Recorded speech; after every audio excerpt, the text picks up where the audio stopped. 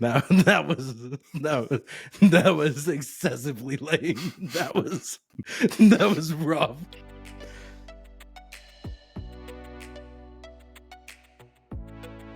Good morning, Baltimore, and welcome to another episode of Down Once More.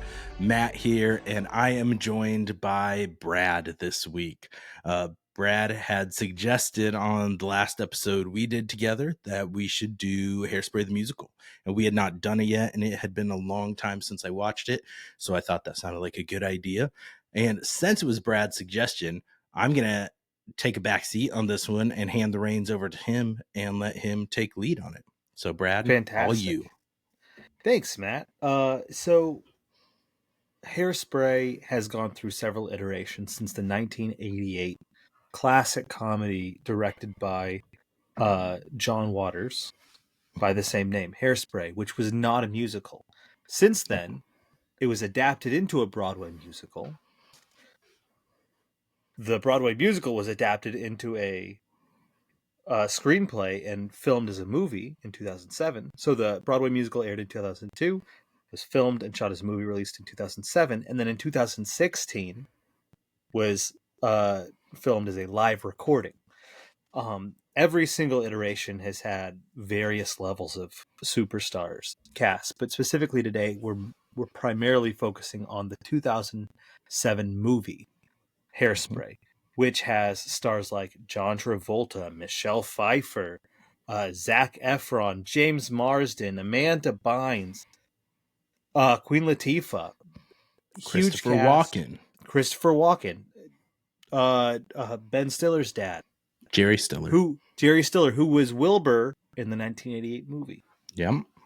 So, this musical follows Tracy Turnblad, the happy-go-lucky, dance-crazed teen from segregated Baltimore. Her father owns a joke shop, her mother is an in-home laundress, and all she wants to do is dance. Specifically, dance on the Corny Collins Show, an after-school daily special on local television. She gets her shot, she makes it count, and she is put on the cast of the Corny Collins Show, where she catches the eye of Link, played by Zac Efron in the 2007 movie. And she is finding herself through dance, but also through her friendships with black students that she met in detention. So, as she's on this show, she's also faced with the reality of segregation. And so we get to the climax of the movie where she decides that it's a good idea to march, to protest segregation in the Corny Collins Show, which had canceled Negro Day. And in that, she had to flee the cops, and then a whole big hubbub to get her on set for the Miss Hairspray competition, in which Brittany Snow, how could I forget Brittany Snow? Oh, yeah. A revelation. Yes. Sorry, Britt. I have sung your praises on this podcast before. Yep. It wasn't intentional. You're saving the best for last. Absolutely. Though she's the bad guy in this. Maybe that's why I wanted to forget. Well, more so her mom, but also her mom, way more so. Michelle Pfeiffer. Michelle Pfeiffer, Catwoman herself. The muse of Vance Joy's Riptide. Or at least... Really? Kind of. Well, he has that line, the closest thing to Michelle Pfeiffer you have ever seen. So it's kind of a girl that's vaguely reminiscent of Michelle Pfeiffer. Okay. Is the muse. Okay. This one's for that white gold Michelle Pfeiffer. Anyway, Bruno Mars. Mm-hmm. Michelle Pfeiffer is the bad guy. Mm-hmm. Spoiler we're at alert. culmination of Miss Hairspray. We're at culmination. The Miss Teen Hairspray isn't actually about Tracy getting crowned Miss Teen Hairspray. It's about the desegregation of the television show. Which is universally accepted as soon as it happens. Well, we'll talk about that later.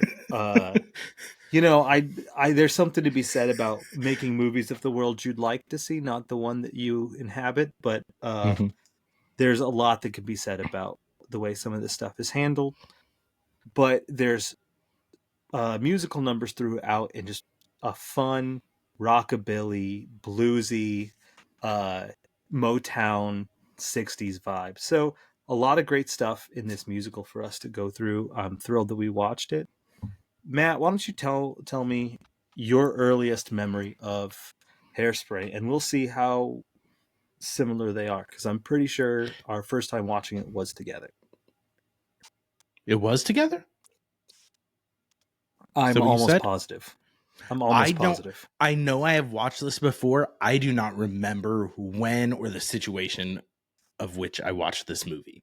I know I've watched it, I think, only once before I rewatched it for this recording. Same. So I remember like Good Morning Baltimore is one that stuck out, and then Can't Stop the Beat.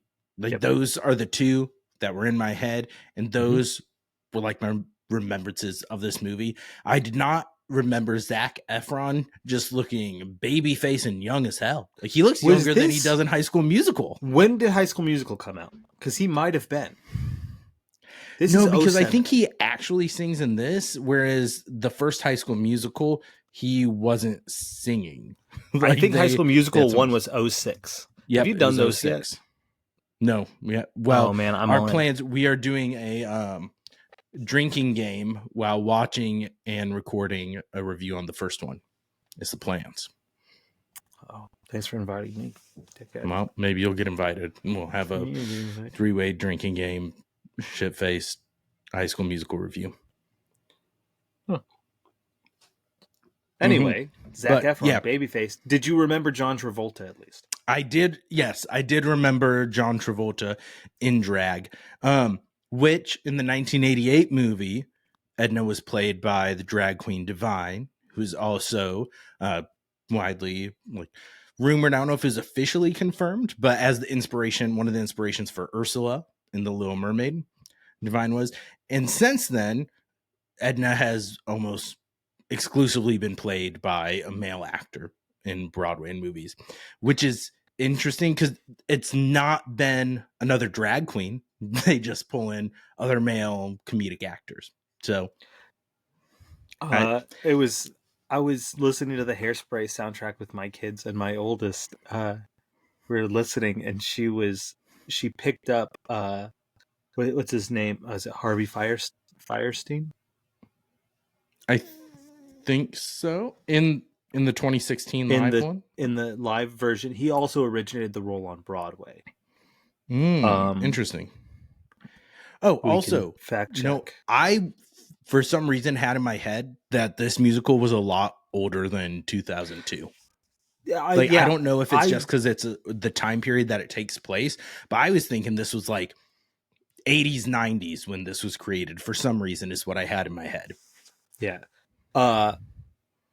Harvey Fierstein, or Steen, I'm sorry, Harvey, originated the role on Broadway and performed it. Hairspray Live 2016 version, but we were listening to the original Broadway cast recording, and Adeline was just like, I know that voice. I was like, okay. She's like, yeah. They're in Mulan. I was like, oh yeah, kind of sounds like someone in Mulan, and it's just like it's the burly voiced male soldier. Go with fighting for. Come to find out, that is in fact Harvey Fierstein. Adeline nailed it. That's fantastic. And great. She was like, "Is this?" Yeah, she was like, "Is this Tracy's dad?" And I was like, "It's actually Tracy's mom, but the mom is played by a man." And she thought about it for a couple of seconds. She's like, "I think that's great that Tracy's mom is played by a man. You don't see that every day. I wish you did." And then she just left it there. You're like, all right, that's fine. All right. Yeah, I got no problems with it. It's a precedent that I think you can only follow through if a drag performer originated the role. You can't just be like, and by the way, Fontaine is now a guy in drag. You can't do that. I think it also depends, like, the intent behind it and what it serves in the story. Like, would you just make it like a guy in drag for comedic purposes and stuff like that? Then that's where it can be a little odd, because they like one of the things. I mean, Marvel does it, and people get all up in arms about gender swapping characters. That I don't mind if it can serve the story well, and if you do that, and if it serves the So story, I don't really have a I problem I with. do But yeah, I agree. I also think that we'll talk about this more later, I'm sure, but the way that Edna Turnblad's size is riffed on as a butt of jokes, I think would really suck to be the woman if it playing was an that role, actual woman. that's fair. So That's a you're good just point. like, man, you're so fat. I don't know if that's. I mean, and there's full songs about it, which is Yeah. also kind of why I was like 2002. Okay, I Mm-hmm. thought I'm surprised we were doing that in 2002. Everybody was pissed at George Bush. They weren't checking on the other problematic things coming out then. But I first, mean, I think that's around the same time Shallow Hal was out and things yeah, like that's that. true. Like, and you have, what was it, Norbit, where Eddie Yeah, Murphy plays him, and then his very large wife. Like, yeah, that Medea. was like a staple Medea's back still a then. thing. Medea, yeah. So I think that's fair. I mean, around the same time too, Friends is coming out, and Monica with her fat suit. Mm-hmm. So it is kind of a more recent sensitivity, probably. Yeah. But I would um I wouldn't add much to my first viewing of Hairspray, primarily because I remember just about the same things you do, and that's why I think we watched it together, because it was definitely in high school. I didn't watch Was it? Hairspray. Yeah, absolutely it was. I didn't watch it after I got out of the house. I'm guessing we probably watched it within a couple of years of it coming out, because we were maybe unfortunately fans of High School Musical. We're like, Zac Efron, this is cool. Mm-hmm. Uh, Hey, High but School Musical and High School Musical 2 have some bangers. so does High School Musical 3. Don't sleep on it. I've never seen High School Don't sleep Musical on it. 3. Don't sleep on it. Never seen it. Don't sleep on it. So, and I can't imagine that we would have both chosen separately to watch Hairspray, or really have had access to do so. It had to have been something that we either rented, or it was on TV or something like that we watched it together. But all that to say is, this isn't a musical that really grabbed me or stood out to me, and I'm not exactly sure why. But what I do know is that I completely forgot that it was primarily a movie about segregation and integration. Mm-hmm. I had as well. I That remember there was like, was a piece of it, like, slightly, um, I but think that I wasn't completely forgot. like, I had this movie and this musical in general isn't one that, like, was really on my radar that much. Like, I had almost completely forgotten about it until when I was prepping for our draft of best, like, opening numbers to musicals, and I was looking at some lists, and Good Morning Baltimore was listed on there, and that was the episode where we talked about it. I brought it up as, like, kind of honorable mentions when I'm like, that is a fantastic song. I had completely forgotten about it, but it is a Yeah, fantastic I song. was gonna say I was the one that put it on on the honorable mentions list. So I don't want to hear. And honestly, No, I said it, and then you're like, oh yeah, that's right. That's what happened. uh, Check the tapes. you check the tapes, you clip it here, I and we'll will. see who's right. I will. You're probably right, because you're the one that edits this shit. But Yep. either way, I also could be wrong. It you could be happens. wrong. I'm covering my Clip it. base. We'll see. Clip it. Clip it. Clip it here. So clip there. And You now. talk about the movie. I'm gonna throw in Good Morning Baltimore from Hairspray. That's a good one. I actually super love Hairspray. We should Yeah. do hair. Have you done Hairspray? Have not done Hairspray. We should do Hairspray. I'm down to do a Hairspray. That would be Yeah. that'd be fun. I actually love Good Morning Baltimore. I think it's great. It's been way too long since I've seen that musical. So Big fan. There. And now at this point, we know I was right. So, Brad, you may continue with your point and being You're in gonna your look so wrongness. dumb if you're wrong. If I'm wrong, I'll say I can't find the clip. Oh, Couldn't no. find the clip. Well, hey. The tapes are lost. So, where were we? Good Morning Baltimore. Just our initial introductions to it, kind of not really super memorable. It wasn't something that was in our heads much, but yeah. So, coming back to it, then, what hit you overall? Give me a couple words that you would ascribe to Hairspray. Well, Tracy kind of annoyed the shit out of me. That level of positivity and bubbliness, it's a lot. I think Christopher Walken stole the show. I think Christopher Walken is fantastic in it. And then for geometry, for how heavy some of the subjects are, this is primarily a very lighthearted, bubbly musical. Like, they don't get into the heaviness with the themes. Like, what should be very like serious themes are just very casual and very easily solved, and not really problems in the magical world of 1962 Baltimore in this musical. Like, I get like why you're like, we're not going to make this a super serious musical about race.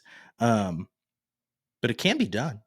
I mean, I think that's this I could be completely wrong. This is my ignorance, but from what I've heard, part of The Color Purple addresses that, and that is a very serious musical. I have not watched that yet. I know they adapted that because I don't think it was originally a musical. So this, I could be completely off base there.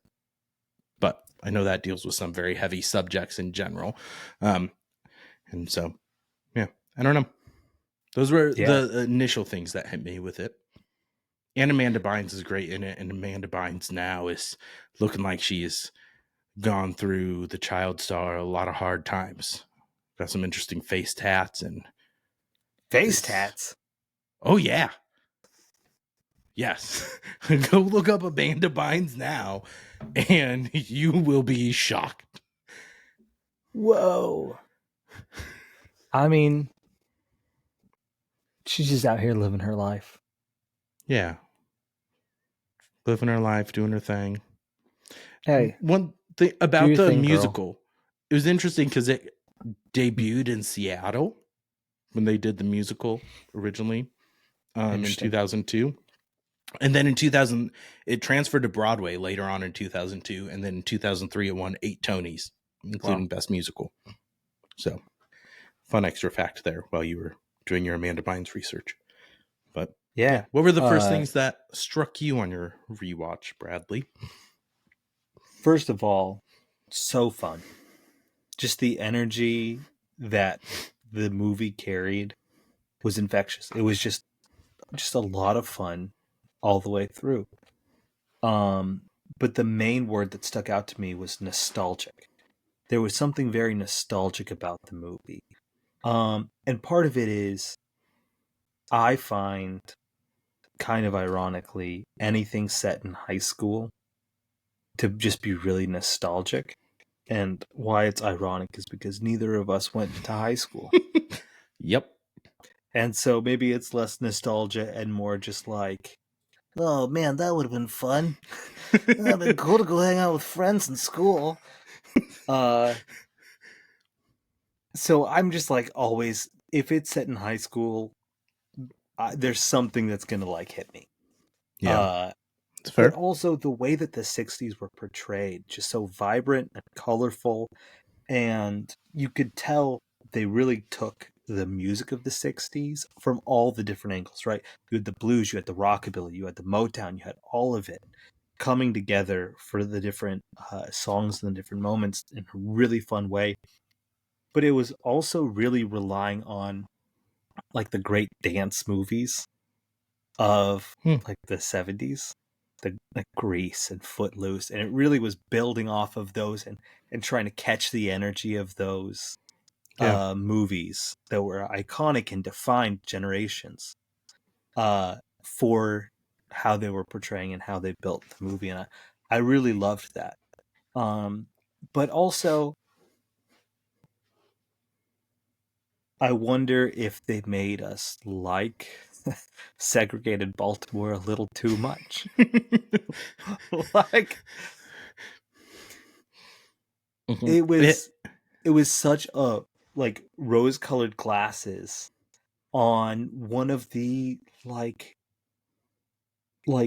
darkest issues that 20th century America faced, like the Mhm. reverberations of uh segregation laws, Jim Crow laws, and like continued racism throughout America. And it's just like, maybe this is too happy. Maybe this is too fun for what we're trying to talk about. Mhm. Eh, I think there can be something to like finding a way to tell those stories and reach more people about seeing the realities, but it's like, but you're also not showing the realities of it because you're making it seem like, well, the hardest thing they had to deal with is their Negro Day got canceled on TV and they had to Yeah. do ads for Nap Away.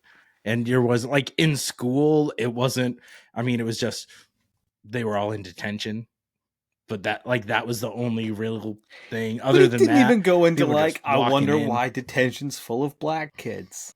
Yeah. Like, And it then, didn't which I interrogate mean, that a ton. it is a musical, and so you're limited on how you can go Totally. into that. But then, like, my two of my biggest problems with this, I'm kind of jumping to the ends, are when Tracy's just blatantly, because there's other movies that do that, like white people don't realize like what they do with the cops and how that can affect them, like how they get treats. Like when she just hits the cop in the head with her sign, he's like, that's assaulting an officer, and then he's like, arrest them all, and then she just runs away and leaves all the black people to deal with the cops. Like, hey, I'm getting out of here. I feel like Which is that's which is slightly fucked up. totally. But that's also something that's unique to the movie. That's dealt with totally Mm. differently in the Broadway show and the 2016 live. Ooh, So share. pin in that.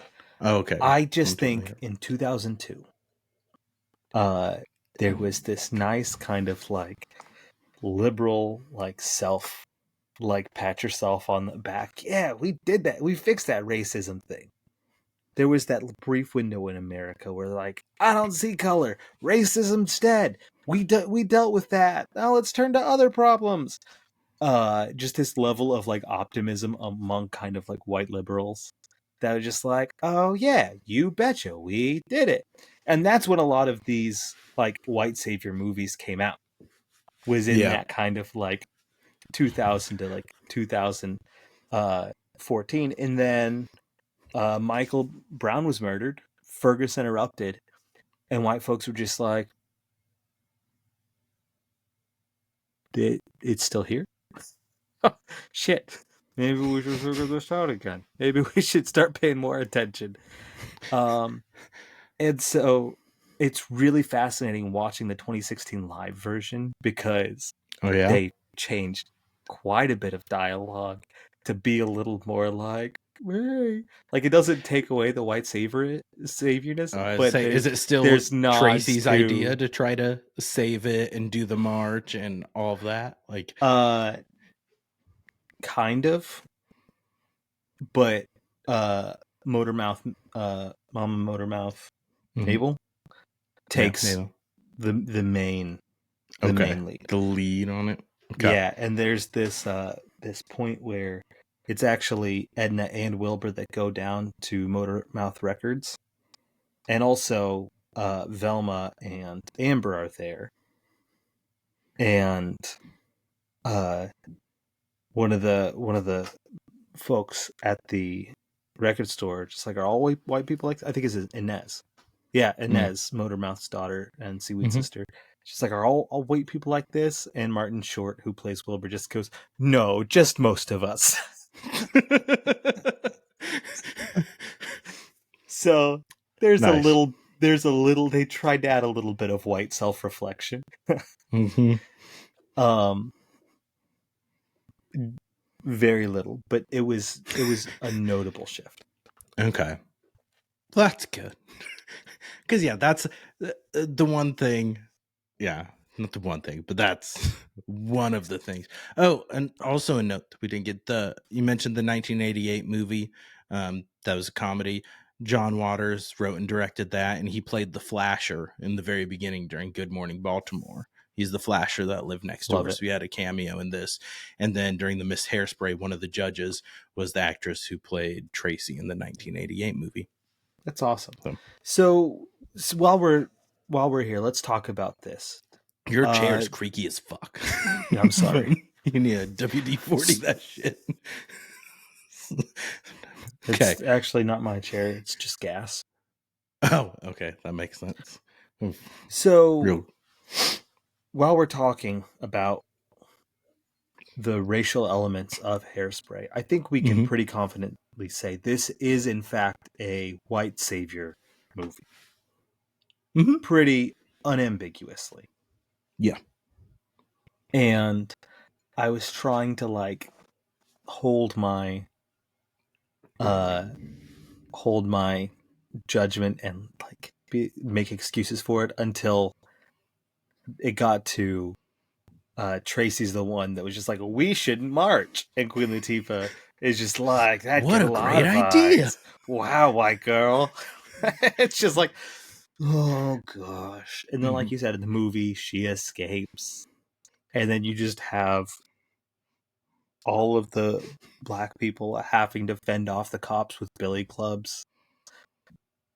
It was resolved very peacefully. I mean, Yeah, they were just arrested and then able to get bailed out.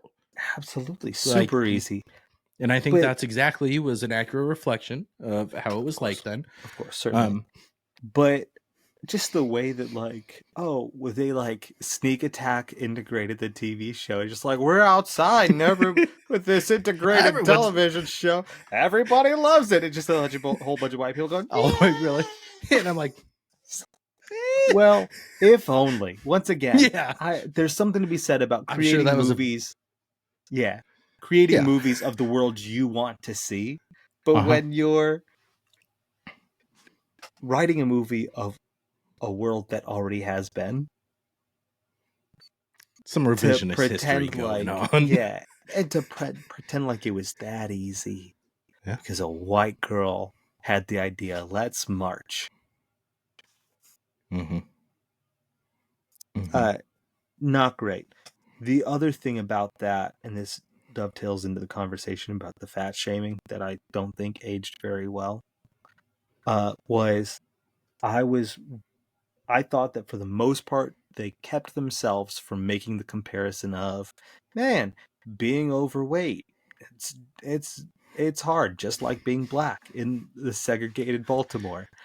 And I thought that they didn't quite make that that kind of parallelism until you get to the love song. Oh, yeah. What's the name of it? Whatever. I had to pull it up here. Let's see. Without love. Yeah, without love. And it's very much like, I love you even though you're fat. We're in love even though I'm black and you're white. And it's just like, oh, this is not the same. This is not the same. Nope. And even then when Tracy's having a conversation with her dad, it's like, be more accepting if they're black or Chinese, or maybe could skip a meal or two. And I'm like, I feel like these aren't the same struggles. No. Yeah. Hey, you know how they like black people can't eat in the same restaurants or use public transportation or dance with white people or be in the same schoolrooms?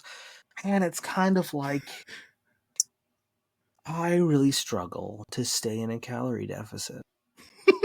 And like, there's all sorts of causes and reasons for weight struggles that are important to talk about.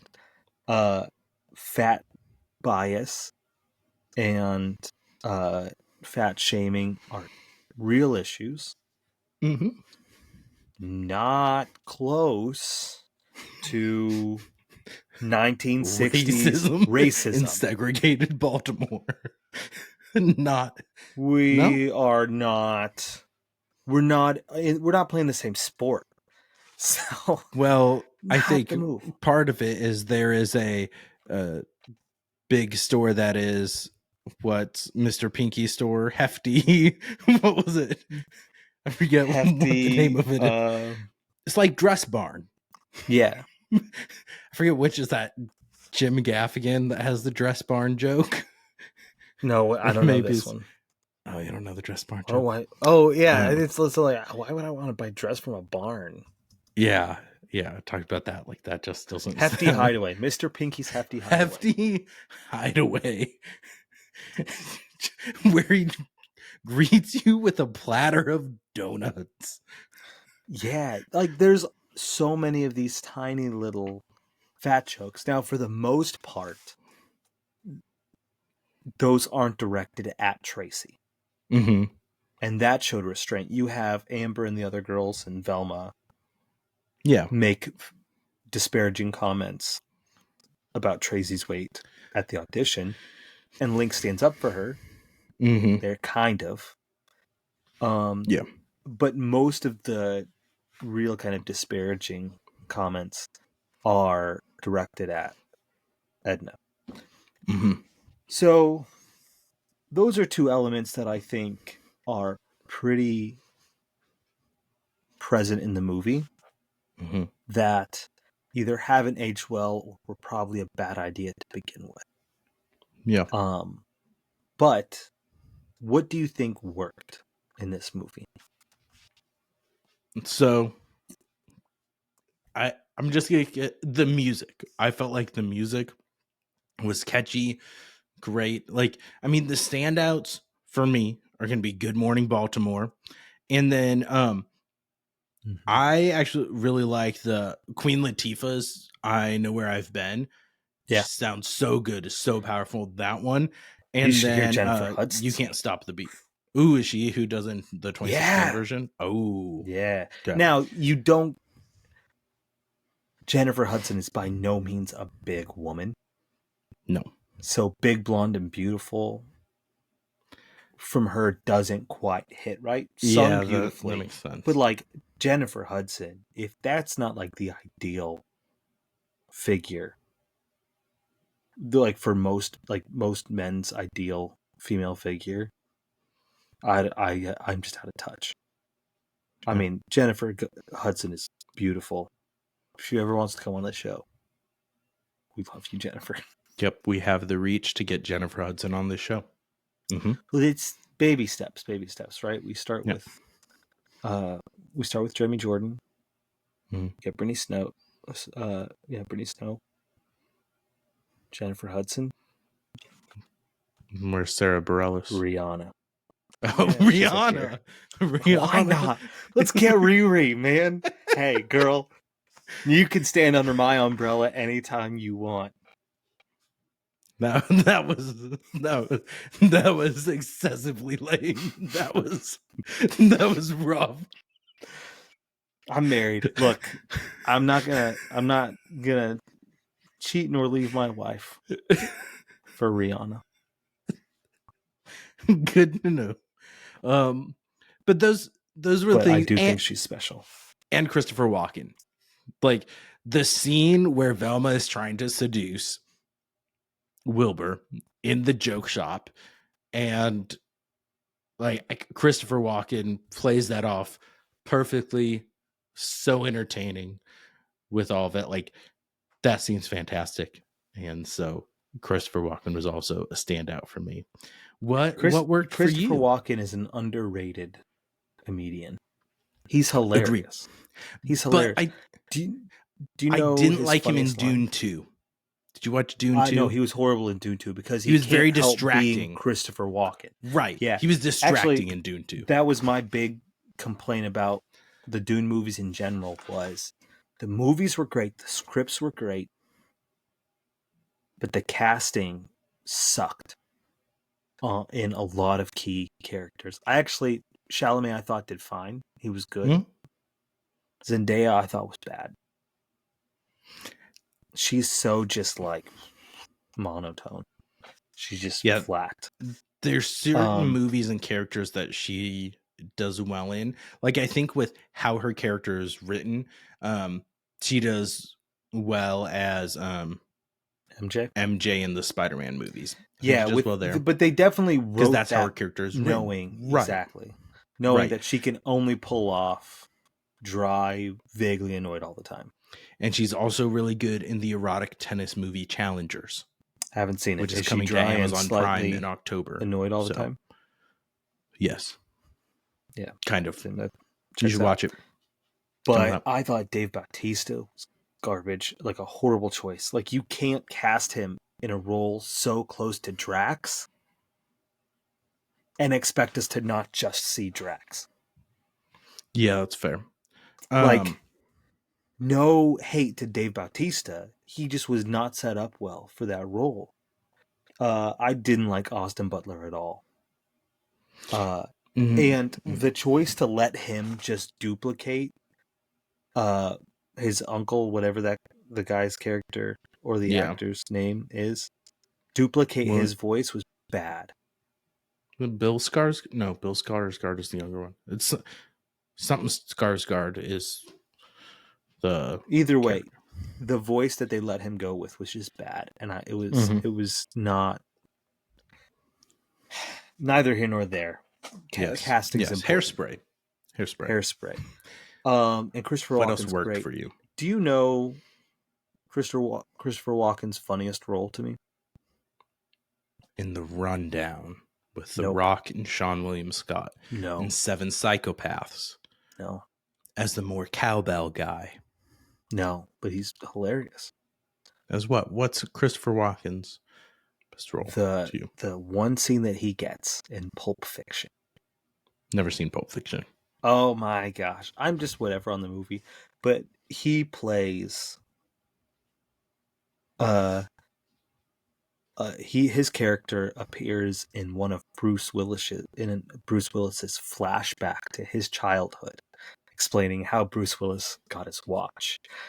And Christopher Walken is a newly released POW from Vietnam, and he's just telling this young boy, like, this watch was your father's watch. He was just like, he got it from his grandfather, who got it from his grandfather, who bought it before going off to World War One. He's like, when your father was shot down, he knew that like the Vietnamese would steal this watch, so we put it up his butt. And he just so serious, and he's just delivering, and he's just is that your Walken impression? Yeah, it's terrible Walken, but he's just saying like, okay. Your father carried this watch in his butt for 5 years until he died of dysentery. I promised I would bring it to you, so I carried it in my butt. Just freaking hilarious. Why did he carry it in his butt? So he could get it to. It's the greatest Walken scene ever. And now I need like that scene. People talk about so many other parts in Pulp Fiction, but it's Christopher Walken and the watch that is my favorite. So Walken was great. I would add a few things to your list. I agree about the songs. I think, and we'll talk about our favorite songs. I think a little bit in more detail here in a second, but I think that they did a really good job of making Tracy like a sympathetic figure. A lot of issues, but you did really rooted for Tracy to win. I also think that this movie had better writing for dialogue than I was expecting.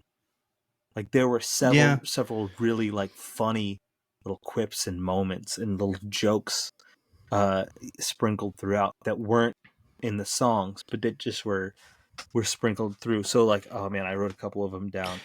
I did too. One of them was when Amanda Bynes' his mom drags her out of the Turnblad house. And she's like, Mom, without this show, I have nothing. And her mom just like, having nothing builds character.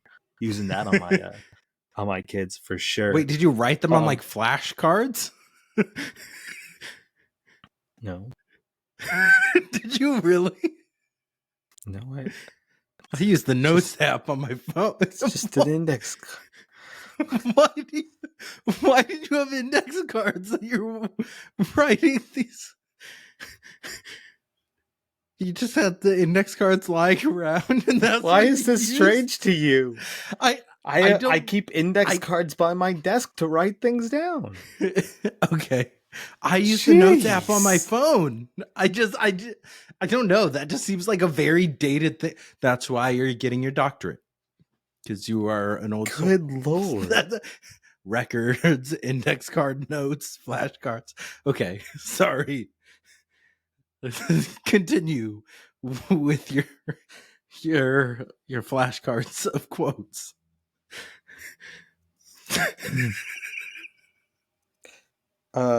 When Penny comes in and is just like, you have to see what's on, and Edna's just like, you're not gonna convince me that they're on the moon, and she's just like, it's not John Glenn. I thought it was fun to slip it like a little like anti-moon landing denial thing. Mm-hmm. When Tracy has her first day on the show and she's just like, I want every day to be Negro Day, and the owner of the Hairspray company is all pissed, and he says, I want that chubby communist girl off my show. Hilarious. And then when Velma's coming on to Wilbur, and she's like, how can you be so obtuse? And he goes, obtuse? Flunked geometry. And she's like, well, you're about to flunk biology too. Funny. And then finally, just the little scene of when it's like at the Miss Hairspray show, and it cuts to Penny's mom reading the Bible out loud, but she's reading the passage of Lot's daughters seducing him. I was like, that is, and come, let us get our father drunk with wine that we may lay with him. She's just like, it's perfect. That's the kind of thing that you need to bring at religious nuts. Is just like, I have a Bible verse for you. Well, we're banning books. I thought that was pretty great. I had written that one down. These are the other ones that I had written down for clever ones I thought was good. When James Marsden, when Corny Collins is like, you're going to fire Corny Collins from the Corny Collins show. And she's like, they do it all the time on Lassie. Yeah. I thought that was good. Really fun. I also thought that the scene, just when Penny's mom, like I had some of the ones you had noted too, when Penny's mom like ties her up with the jump rope, puts the Lord's Prayer record on, and starts throwing holy water at her. Is like, devil child. That was good too. But there were some that I don't know if it was the line delivery or the writing that just seemed cringy to me. Like there were the puns in there of like the subtle racism, segregation, like that's why we have to steer them in the white direction. Like I got why they were doing things like that, but like when they ask Tracy, like, would you swim in an integrated pool? And she's just like, I sure would. I'm all for integration. It's the future. And like the line delivery on that just seemed cringy to me. Yeah. And same with when she's in detention and she just goes, I wish every day was Negro Day. They're like, at our house it is. And I would like just the ignorance with like some of the stuff like that. And I don't know, like the whole scene when Link's talking about the march and he's like, it's just too big for me. And then she gets all offended. Like that was he's made the comment about her being fat. Like those, I felt like, I'm like, really? That's fair. But that's just me being nitpicky. Yeah. So let's talk. Oh, no, I have one more. One more good one. When Penny and Seaweed are together and Maybelle tells them, and they're like, you're a whole lot of ugly. You're going to have a whole lot of ugly coming at you from a whole lot of stupid. And it's just like, so you've met my mom. I thought that was really good. Yeah. I think we kind of covered my main negatives. Mm-hmm. So maybe let's talk a little more detail. And let's maybe just say what our favorite songs or what songs we thought really stood out to us this time. I think we can kind of pass over unless you have something very specific to say about Good Morning Baltimore and You Nope. Can't Stop the Beat, because those are both just great songs. I Mm-hmm. think that those, I think Good Morning Baltimore, if we were to redraft opening numbers, I think that would be higher on my list of priorities. And Yeah. I think You Can't Stop the Beat for a closing number Mm-hmm.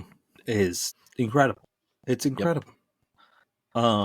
And so I think we can kind of pass by those really quick. But Yep. what I'd else agree. stood out to you as I great songs? Now it wasn't like a great song that I'm like that's gonna be on my favorite musical songs playlist or anything like that. But I thought "Welcome to the '60s" is a Mm-hmm. fun number when Tracy takes her mom out on the town, and you're having the different things that she's seeing. You've got the bar with the pregnant women drinking martinis and smoking, and I thought that was like within the movie. That is a really fun number. It works really well in there. Yeah, Like I I said, actually it's not said one that I love, but I wrote basically the same thing. I wrote "Welcome to the '60s" is fun yeah. because it's one of those songs, and I think maybe why it wouldn't quite make it on a playlist is because what made it so great in the movie was the visual, Mm-hmm. the music with the visual, Mm-hmm. that it was just like you felt like you were in a '60s stereotype. Yeah. Uh, I thought that was great. I really loved the way they handled The New Girl in Town. Not necessarily because I Mm-hmm. thought The New Girl in Town was a great song, but I thought that was one of the moments where they played the juxtaposition of black and white Yeah. really I'd agree great, with that. Yeah. because you saw the really kind of like fun but predictable and kind of staid version of The New Girl in Town on the Corny Collins show. And then you saw a way more fun, way more energetic version on Negro Day. Mm-hmm. And you had that moment where Velma's just like, "How dare you pick the same song?" And Motormouth Maple's just like, "They wrote it," Mm-hmm. which is, I think, a good nod to the appropriation of Mm-hmm. black music, and oftentimes just the straight like ripping and recording. Yeah. Like, there's a lot of. I saw a video the other day of like five songs, five covers that were more popular than their original, and every Mm-hmm. single one was a white artist covering a black original track, right? Like that What happened about all the time. Jeremy Jordan? She used to be mine, and Cerberellus' She Used to Be Mine. Cerberellus is white. Yeah, So that not wasn't on all the of them were. list because Mm, Jeremy Jordan's uh, No, version is it would not be on the more list. popular than No, Sarah it, Bareilles'. no, it was on the list. It wasn't on the list. You're mistaken. It was on the list. I'm sorry. ChatGPT or whoever put together the list isn't as high on Jeremy Jordan as you are. Okay. Sorry. Yeah, May if you continue. typed in ChatGPT, "What's your honest assessment of Jeremy Jordan and his talents?" they would say like, "He's fine." And No. then if you commented, "But what if I love him?" they'd say, "That's just like your opinion, man." That's what they'd say. Oh, I got a great ChatGPT story for you. Off camera. Oh, okay. Perfect. Okay. Okay, go back to your So appropriating culture. Nod to yeah, that in New Girl so in I Town. thought that was really good, but it's also interesting because New Girl in Town is exclusive to the movie. That is Oh, not really? in the Broadway or the live Hmm. performance. Um, and Lady's Choice is also new to the movie. They kept it in the 2016 Hairspray Live, but it wasn't in the original Broadway Okay. version. Instead, the song that was cut in both versions is a song called Mama, I'm a Big Girl Now. And that's one of my favorite songs of the whole play. Oh, really? It's so good. And it's Tracy, Amber, and Penny singing to their mom. Ah. But Mom, I'm a big girl now. And it's very much like the same kind of vibe. It's that 60s vibe. So think, Run Around Sue. Mm-hmm. Uh that same kind of like swinging 60s vibe. But with these girls singing like I've grown up, and they all have their own little things that they're trying to convince their moms to like lay off them about. But uh, that one got the axe, and I really like it. So that's it. Okay. There's a great line Penny singing to her mom. She's like, "Mom, you taught me how to dance the best. Uh, because you taught me the twist and shout. Because you shout all the time, and you're so twisted." Nice. Like that's pretty good. Nice. I also did enjoy. I thought Run and Tell That was a fun number too. Yeah. Seeing Inez, I thought that was a good one. Big Blonde and Beautiful doesn't really do anything for me. Miss Baltimore Crabs does nothing for me. Nope. Agreed.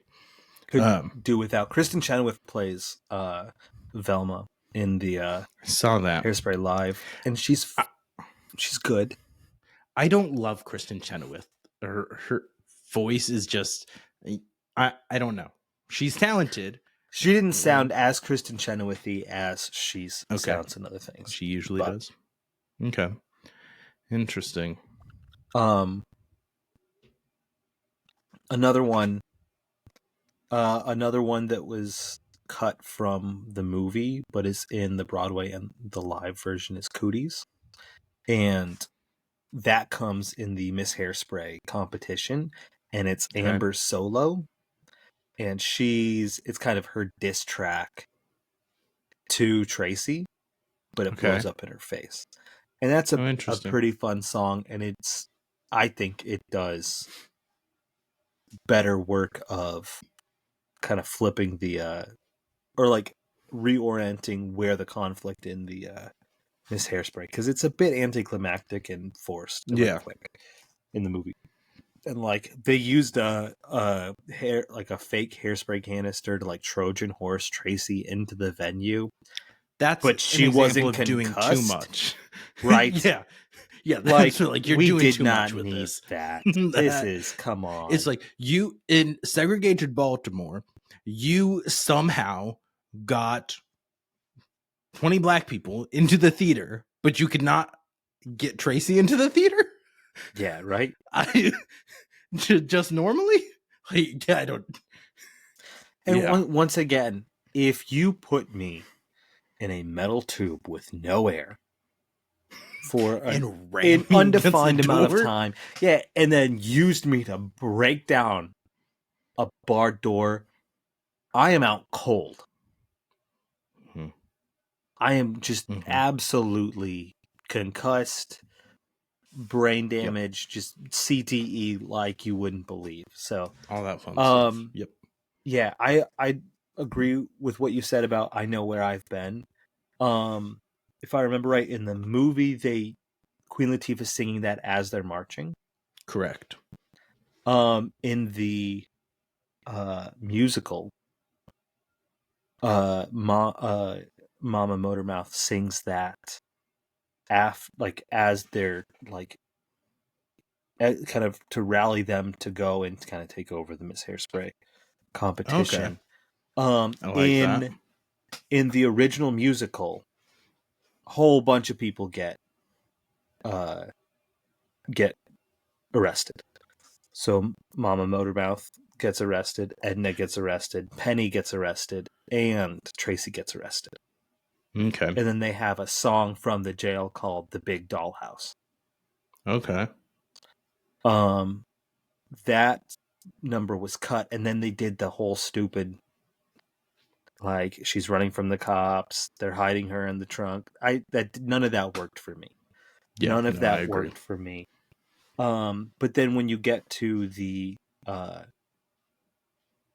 Hairspray live version, only Tracy gets arrested. Okay. And then Link busts her out of prison. Does a jailbreak? There's a jailbreak. It's a pretty lame jailbreak. And they explain the ease of it by just being like, Link being like, "Where's the guards?" And she's like, "Government cutbacks. The governor had to choose between paying guards or a raise for himself? And he just let her out. Yeah. Didn't work. Don't like that. No. So they cut Nope. Big Doll House, which is fine because it's not the best song. Okay. So it's only in the movie that Tracy like escapes and just like deal with my mess. Okay. So Interesting. Okay. Kind of final thoughts, wrap up on the movie now. I don't really. We've hit the main things throughout all the jumping around on all the notes that I have on here. I don't really have much else. I think overall, like you said, the initial thoughts at the beginning, like it is a fun movie, probably slightly problematic in some areas and a little bit revisionist history and putting a nice glossy sheen on things, on some serious things, and idealize it a little bit. But overall, fun music, fun movie, good performances all the way around across it. Like there's no performances in it that were just like cringy to me or were bad. Like I felt like everyone in the movie was good. The closest was Tracy, but that's just how like that character's kind of written, I think, and is designed to be played. So yeah, I largely agree. I think what I would say the target audience for this is mostly going to be children. yeah. Like this has a like Disney adjacent musical feel, and I don't mean that in a pejorative way at all. Yeah. Yeah. But Definitely not a content pejorative way. wise, Mm-hmm. there's some adult things going on. There's references to Velma sleeping her way into being Miss Baltimore Crabs, Yep. the attempted seduction of Wilbur, Mm-hmm. some kind of veiled references to teenage sex, like the girl that has to take 9 months off, Yeah. which is funny. That was funny. But there's not really any swearing. Mm-mm. It's There's PG. it's PG. It's not going to be offensive. And so this is actually probably, I know we were bashing how light and like easy segregation was in this. This isn't a bad way To to introduce like it, open the door to introduce, conversations. yeah, to open the door to Yeah. conversations, to introduce like that historical issue to kids. It's In a fair. way that's fun, and they're gonna enjoy the music, and it's gonna be like poppy and fun. Mm-hmm. This would not make a top 10 list of musicals for me, Same.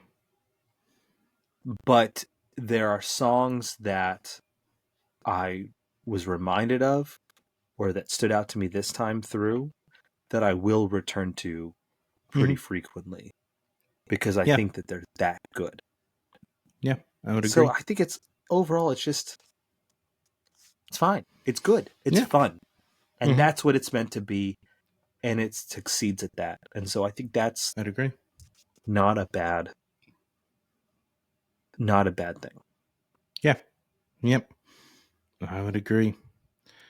All right.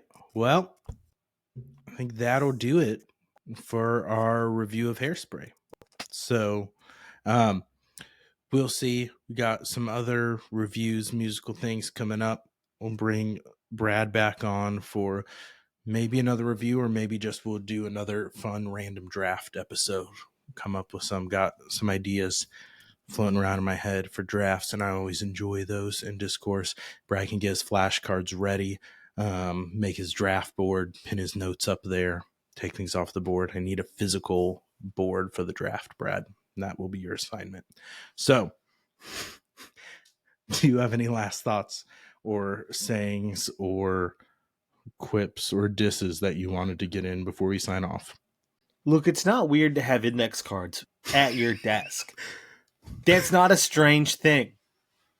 It's easier for me to just be like, it's here, here's this card, than to open an app. I don't want to hear it.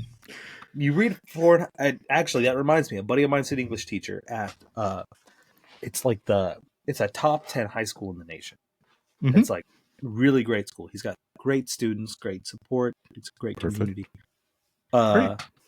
And he's teaching Fahrenheit 451, Mm. and it's a dystopic novel. And part of what's dystopic about it is people are always wearing headphones, they're always watching screens, and nobody reads books. And his students have now, our world has progressed to the point where his students do not recognize what is dystopic about that. I saw a video where they were showing NFL rookies, having them identify things, and it was like I saw VHS someone, tapes yeah, and cassette I probably tapes, sent video. and I'm like, it is wild that we're having NFL players that do not, but like, Don't know a VHS?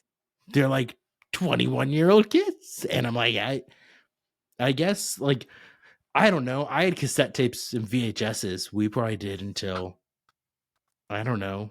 Well, I guess DVDs were probably starting to get prevalent around when 10, 12 ish. The first DVD we bought a Cool DVD Runnings. VHS player. Nope. Are you sure? I'm almost positive. I'm pretty sure it was Cool Runnings with TV Guardian, and it We bleeped bought out that. said, I We see bought pride. that I see later. power. The first one we I bought see- was Gods and Generals Because because it was newly released and wasn't released I on think you are VHS. correct. Yep. And Yep. that's what they were like, well, if they're starting to release movies only I on think DVD, you're right. Mm-hmm.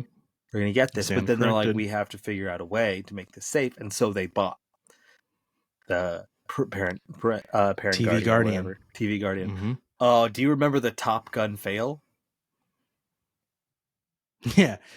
You could be my wingman anytime. Bullshit. Yeah. That's so good. Well, that was the one time with the Cool Runnings. He's like, I see pride, I see power, I see a badass, and then it bleeped out after that. Don't So we take got the badass. Yeah. in. But yeah, Badass. No. So good. TV Guardian was garbage. So my virgin ears could not hear ass or shit. remember when they used to make us like cover our heads with blankets during spicy seats? Yeah, and then they would leave us home alone with said The DVDs. same So you know what I'm going to DVDs. do? I am going to fast forward to that scene. This is Also- what I'm going to do. Yeah.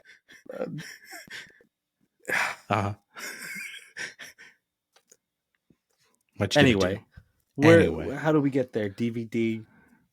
Yeah, so whenever Gods and Generals came out is when we got our first DVD player. Okay.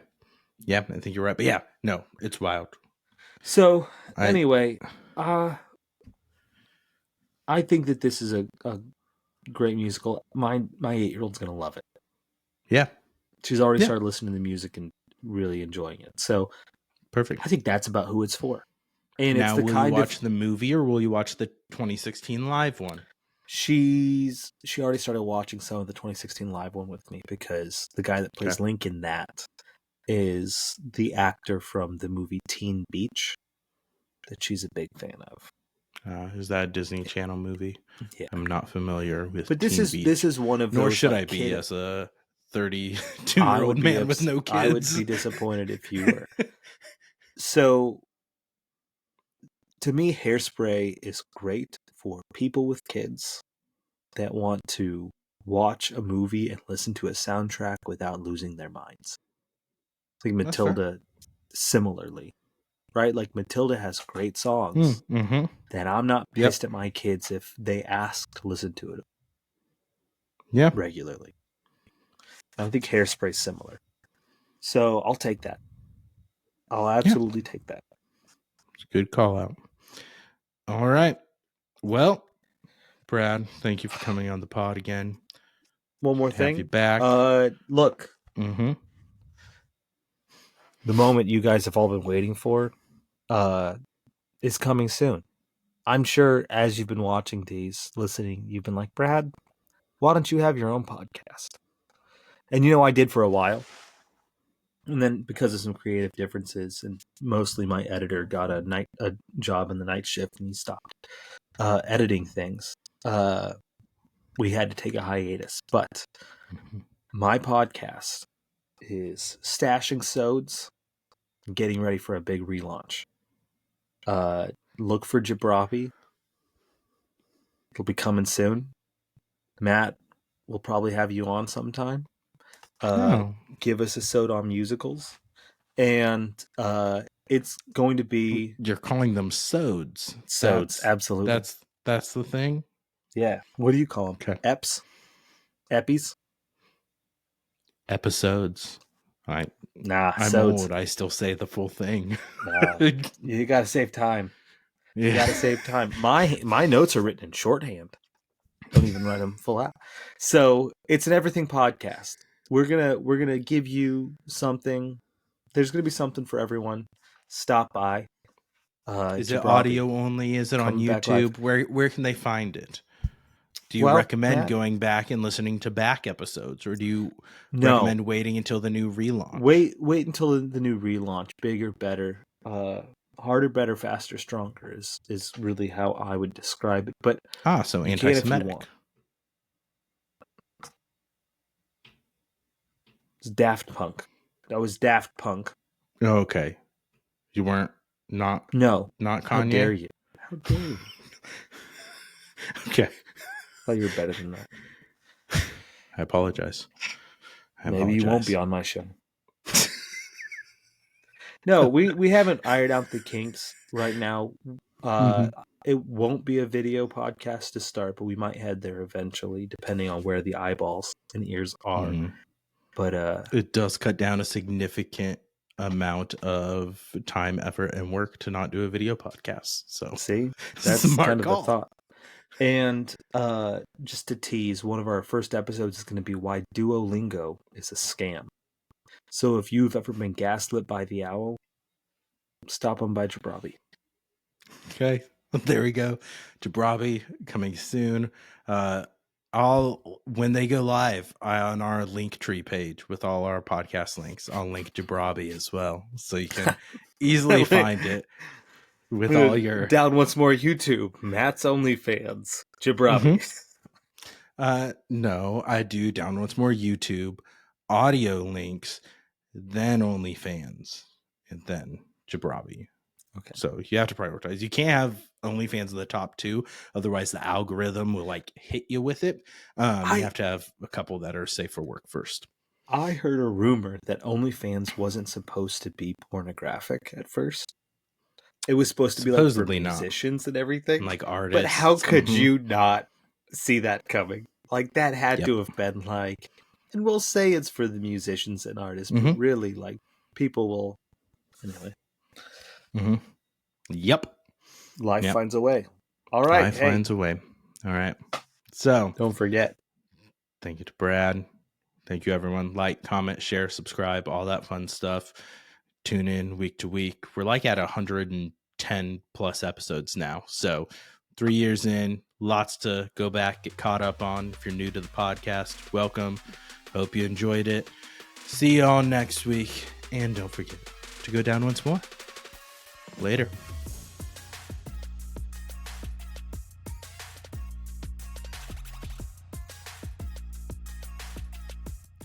What's up, everyone? Welcome to another episode. You got to start Good Morning Baltimore. No, I don't. Yeah, yes, you do. Yeah, you do. I don't. No, you definitely I'm not do. Gonna, That's the perfect opening. Nope, the podcast always starts that. This isn't a podcast specifically for Baltimore. I'm not going to sing it. I will say it. Say it. Say it. Okay. I'm not asking you to sing it. Nobody wants you to sing it. Okay. You didn't specify. Okay. This podcast should be called the Unmusical Podcast. I mean, yeah. Yep, it should. Yep, it should. The majority of the episodes are not musical episodes. Sure. All right. Take 2.